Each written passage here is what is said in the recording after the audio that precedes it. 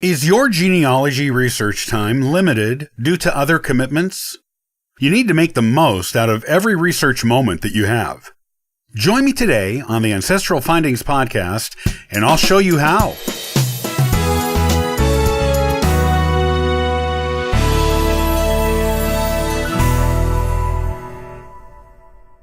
It can be hard to find time to work in your genealogical research in today's busy world.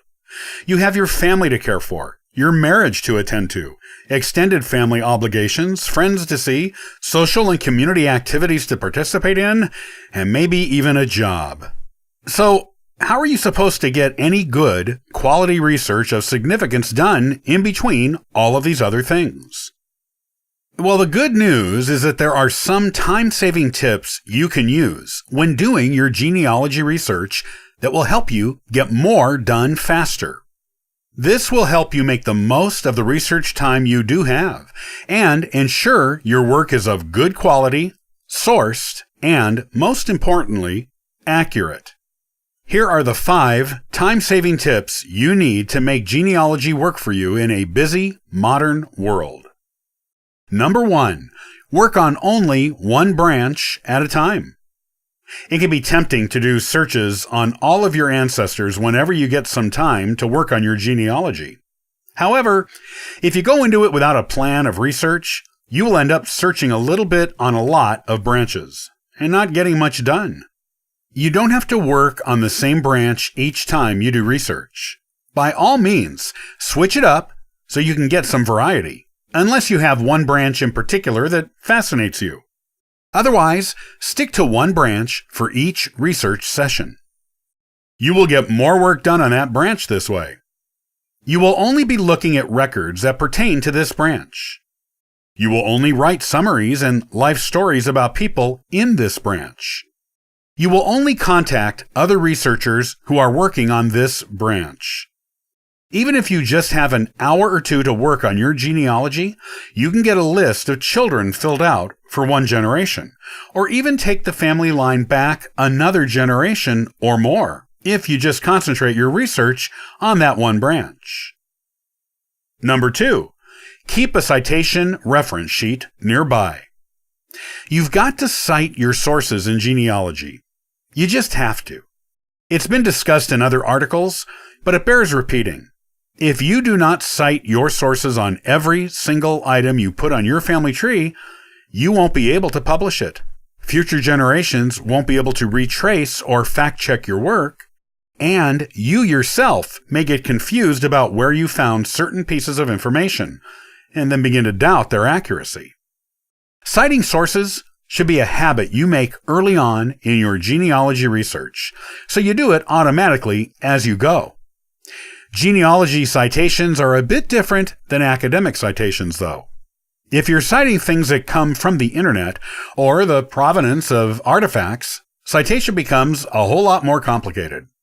You may not remember exactly how to do each type of citation right every time you need to do it.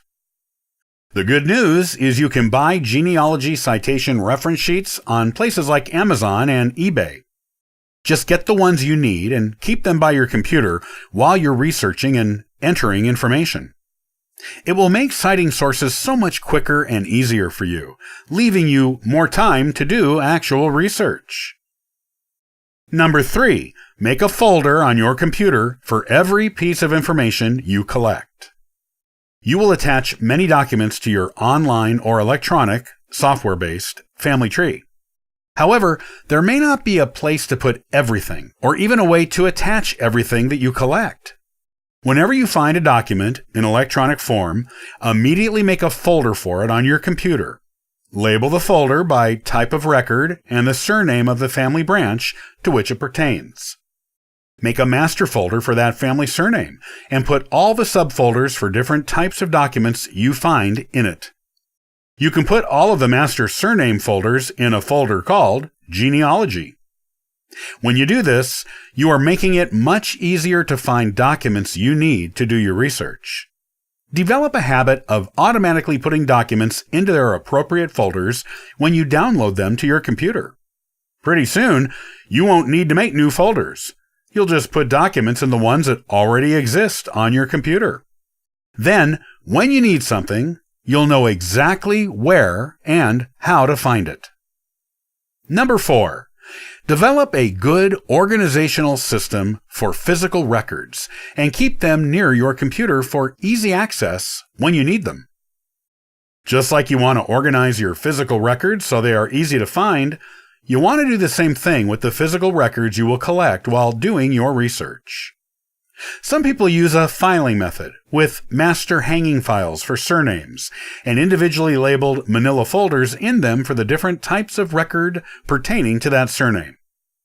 This is a good way to do it, but you might find yourself rifling through many papers in a manila folder looking for the right one if you don't always alphabetize them or put them in the folder in chronological order.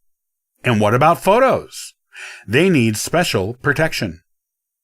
A better way is to take the same concept and change it slightly to use 3-ring binders with plastic sheet protectors.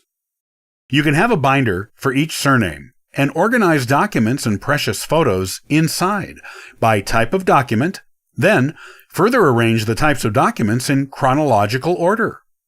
This makes finding physical documents quick and easy, and it saves time on genealogy research.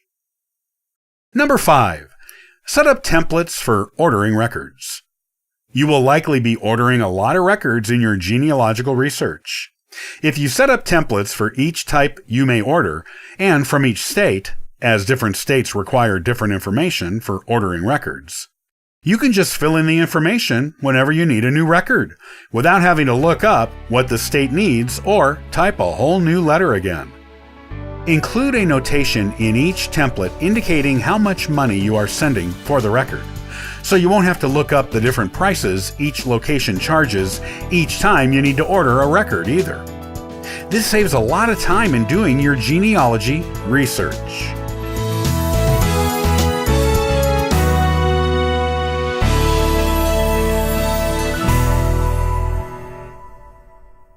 Have you ever considered going to your ancestral homeland to continue your family history research?